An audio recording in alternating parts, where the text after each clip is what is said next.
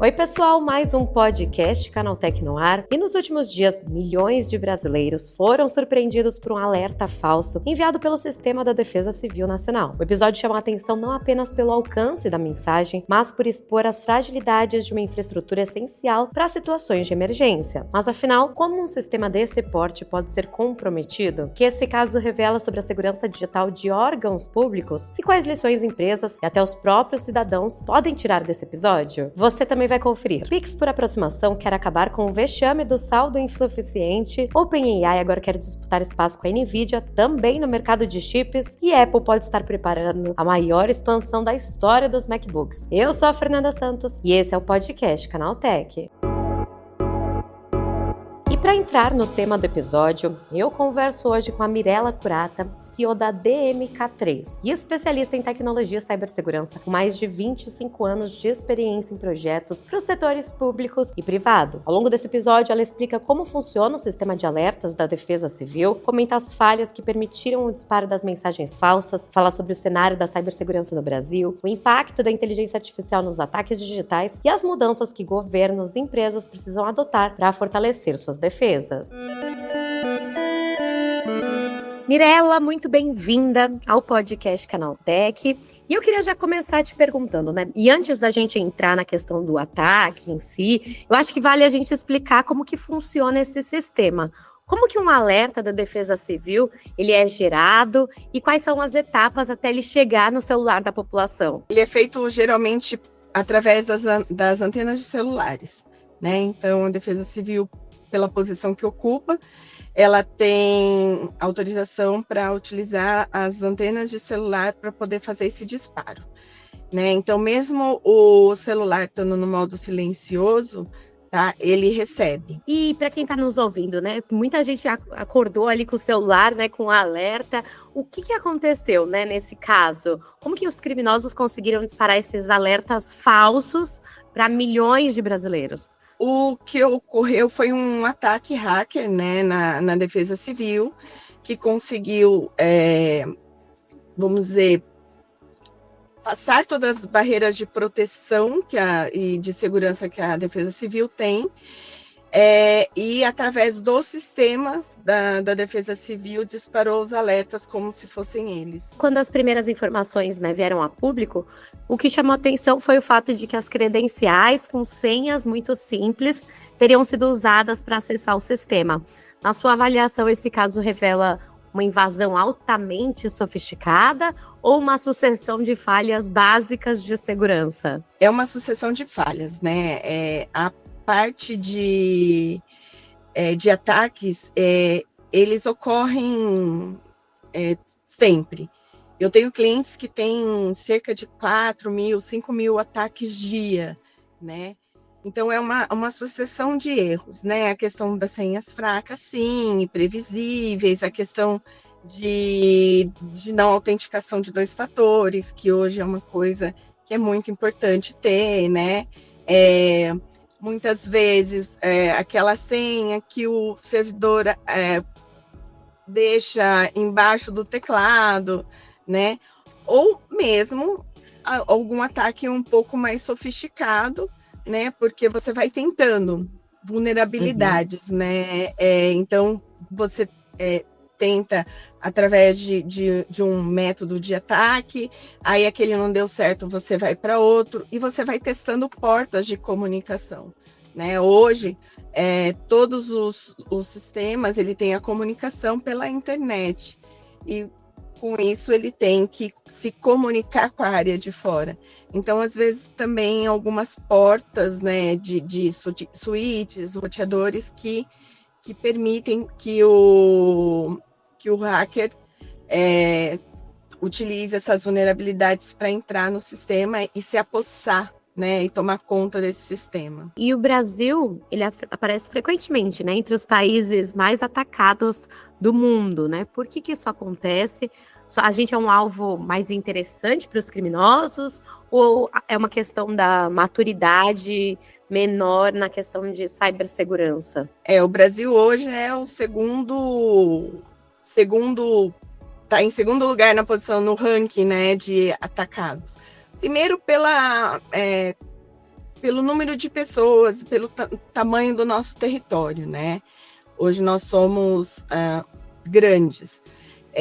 Segundo, também por conta da maturidade, né? A falta de maturidade, na verdade, das pessoas que não se preocupam com...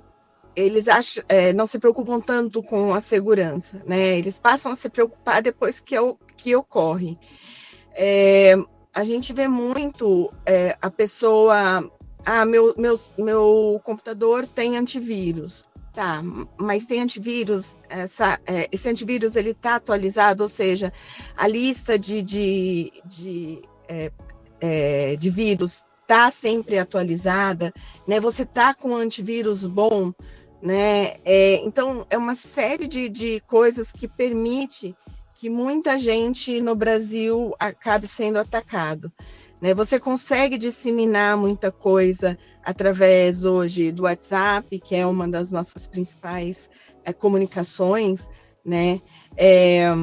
E aí você percebe que os celulares não têm antivírus, né? As pessoas também têm o costume de sempre procurar um Wi-Fi, né? Nos lugares onde vão, e aí, se você não tiver com o seu equipamento protegido, né, esse Wi-Fi público, ele pode ser uma porta de entrada para um ataque. Sim, sim, sim. E a gente tem falado muito de inteligência artificial também, que ela tem sido também usada para fortalecer a defesa, mas também para tornar os ataques mais sofisticados, né? Hoje a gente fica até em dúvida, né? O que é real, o que não é. Como que a inteligência artificial está mudando esse cenário da cibersegurança e quais que os novos riscos que governos e as empresas precisam observar? A IA é uma ferramenta que veio para ficar e que vai facilitar a vida de muita gente, né? O que acontece é a falta de maturidade, como nós estávamos falando, e essa falta de maturidade e aí a falta de investimento na segurança faz com que a IA, vamos dizer, facilite um pouquinho mais os ataques, né? Porque muita gente usa IA free, né? Muita gente se esquece que dentro dos seus contratos tem uma cláusula de confiabilidade e né, dentro do contrato de trabalho. Então, ou seja, você não pode simplesmente pegar vamos dizer, um sistema, um código de sistema ou uma informação que não é sua, né? E colocar numa IA pública. A partir do momento que você faz isso, você está, na verdade, disponibilizando, né, para a internet, ou seja, para todo mundo, uma informação que deveria, que é confidencial. Né? Eu vejo muito, e é uma coisa que eu tenho debatido bastante, a questão das fábricas de softwares que utilizam IA, né? Por quê? A IA ela é ótima para uma série de coisas, inclusive para achar vulnerabilidades dentro de um sistema, dentro de um código, tá? Mas hoje a gente vê alguns programadores utilizando a IA para refinar o seu código, né? E quando você usa uma IA que não é paga, né? É uma IA gratuita, o que acontece? Você está colocando parte desse código na nuvem, né? E da mesma maneira que você está consumindo informações de outras pessoas que deixaram disponível, você também está disponibilizando a sua. Então, eu vejo isso com uma coisa que é uma porta e um item que as pessoas precisam ter muita atenção em como utilizar. Mas eu acho que o ataque gerou também um impacto muito grande, porque envolvia um sistema usado em situações de emergência.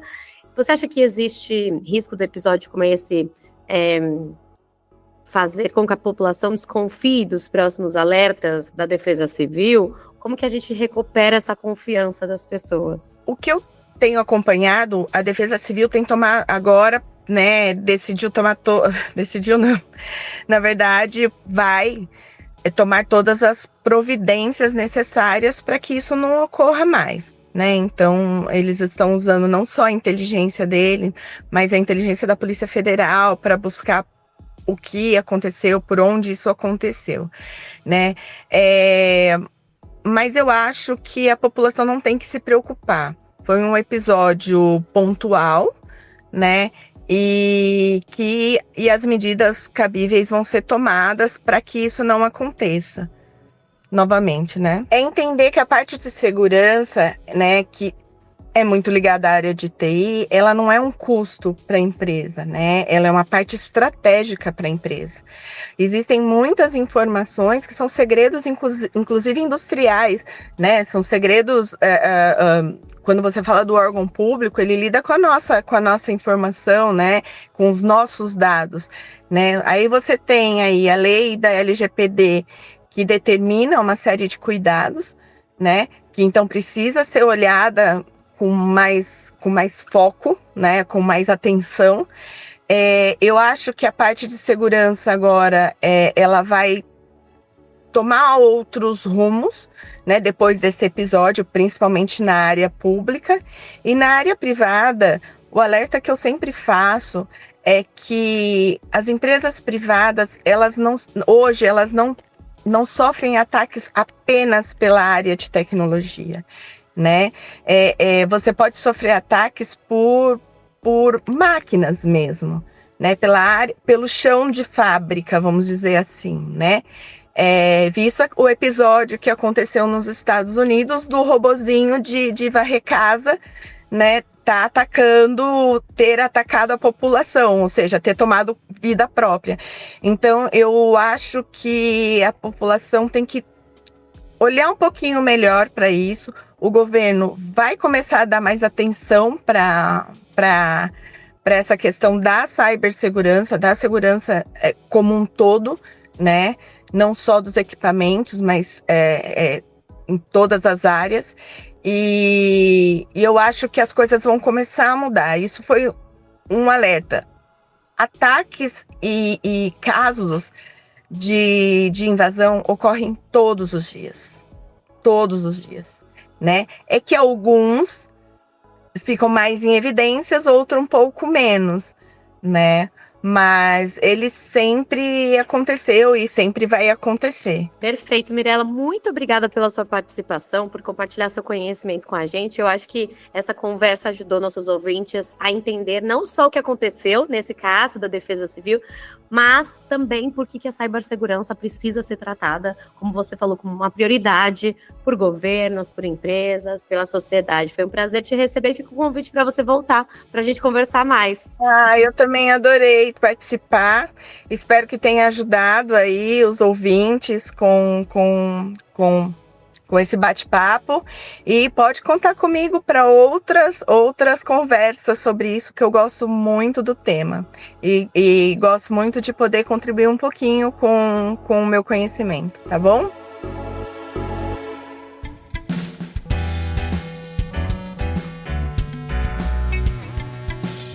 E vamos agora para o Giro de Notícias. O Pix por aproximação acaba de ganhar um recurso pensado para evitar um dos momentos mais constrangedores na hora da compra. Agora será possível consultar o saldo disponível antes de confirmar o pagamento, reduzindo o risco de a transação ser recusada. A novidade funciona por meio do Open Finance e reúne em uma única etapa autorização para acessar as informações da conta e realizar o pagamento. O compartilhamento do saldo é opcional e protegido pelos mesmos mecanismos de segurança já usados no sistema. A expectativa é tornar o Pix por aproximação mais rápido, prático e livre daquele famoso saldo insuficiente. E a OpenAI entrou de vez na disputa pelo mercado de chips de inteligência artificial. A empresa apresentou o Jalapeno, seu primeiro processador próprio, desenvolvido para executar modelos de IA com mais eficiência e menor custo. O principal objetivo é reduzir a dependência da NVIDIA, hoje líder absoluta nesse mercado. O chip será usado para tarefas de inferência, ou seja, para gerar respostas em sistemas como o ChatGPT. Com isso, a OpenAI segue o caminho de gigantes como Google, Amazon e Meta, que também investem em hardware próprio para ganhar mais controle sobre desempenho, custos e infraestrutura de inteligência artificial. E a Apple pode estar prestes a mudar uma de suas principais estratégias. Segundo rumores, a empresa prepara uma grande expansão da linha MacBook, com mais modelos para atender diferentes perfis de consumidores e faixas de preço. Se a previsão se confirmar, será uma mudança importante para uma marca conhecida por manter um portfólio enxuto. A ideia é oferecer mais opções de tamanho, desempenho e preço, tornando os notebooks da empresa mais competitivos em diferentes segmentos do mercado. O movimento pode marcar o fim da era do minimalismo na linha de Macs. Então é isso, o podcast do Canaltech fica por aqui. Aproveite para seguir o Canaltech nas redes sociais e deixe uma avaliação no seu aplicativo de podcast preferido. Este podcast foi roteirizado e apresentado por Fernanda Santos e contou com reportagens de Marcelo Fischer e Rafael Gianotti. A trilha sonora é do Guilherme Zomer, a edição de Julie Cruz e a arte da capa é de Eric Teixeira. Você escuta o podcast do Canaltech de segunda a sábado. Até mais!